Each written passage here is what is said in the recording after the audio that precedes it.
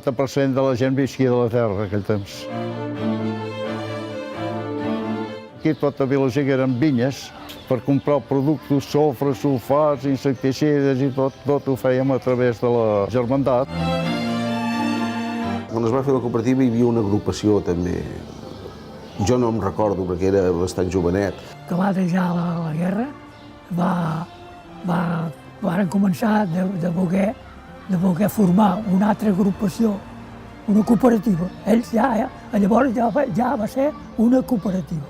Nosaltres havíem estat en una agrupació i finalment ens varen posar a la cooperativa perquè allà no anava gaire bé. Es va formar un grup de socis i llavors es va ampliar.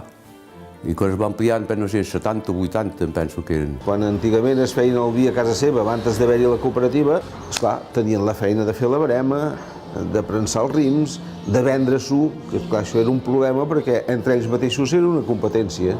Hem de tenir en compte que abans que no hi haguessin les cooperatives, aquesta gent ho tenia molt difícil de poder vendre, tenien que esperar que els hi vinguessin a comprar. Havíem d'anar a rebre 2 o 3 que ens compraven, i ja anaven entesos i ens donaven el que volien, i si ens en sobrava a vegades no ens ho volien.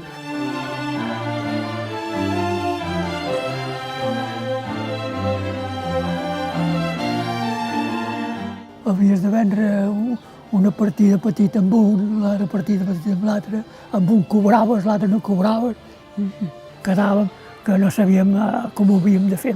El portar tots el producte allà mateix, es va comercialitzar, es va començar a vendre, es va començar a valorar el producte, no els varen esclavitzar com els tenien esclavitzats abans, que els deien o a aquest preu o te'l quedes. I, esclar, es va fer un pas molt gros, perquè allà, mira, allà ja donaven, cada 3 mesos sabia que cobraves i cony.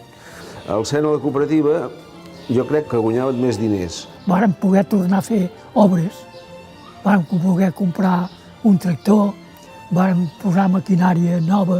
Es va canviar totes les entrades dels rims, les màquines per elaborar, i es va anar renovant per fer el producte millor.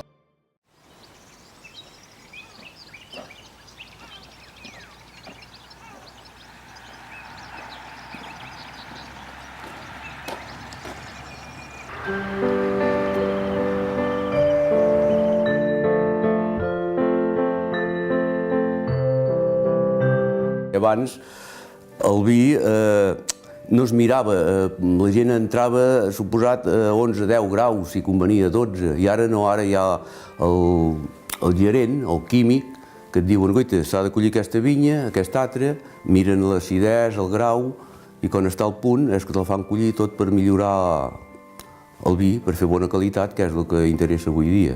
Gràcies a en Josep va portar que es fessin noves plantacions perquè tinguéssim aquests vins de molt millor qualitat que en aquests moments tant de reconeixement estan tinguent arreu del món.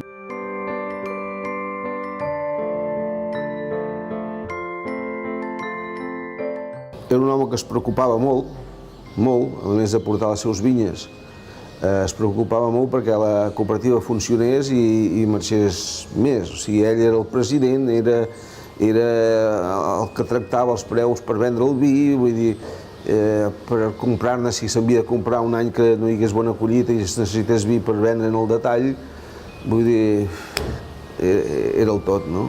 I he estat molt d'anys i he sigut sempre el puntal, diguéssim,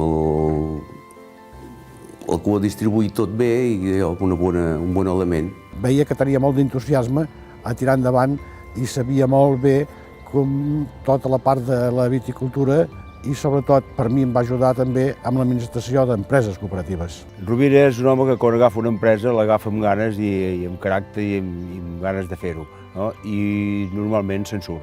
És una bona persona i una persona que ha servit molt per totes aquestes coses. En Rovira ha estat una persona ideal.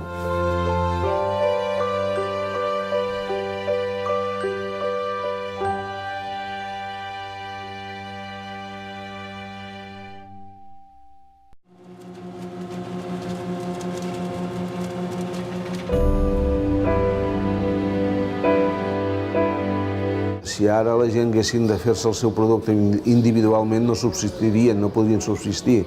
La cooperativa és un sistema de que la cosa pugui anar funcionant tal com està ara, diguéssim. Com hem fet la fusió aquesta, va un xic més bé.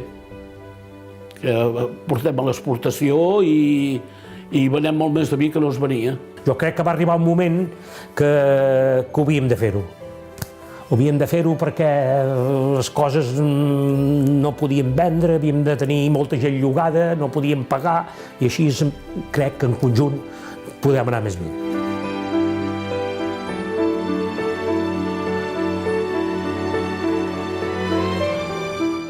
D'aquesta fusió n'ha sortit Empordàlia i, bueno, veig que va funcionant. Han fet altres coses, com ara és aquesta botiga nova que han fet aquí a Vilajuïga, que venen molts productes artesans.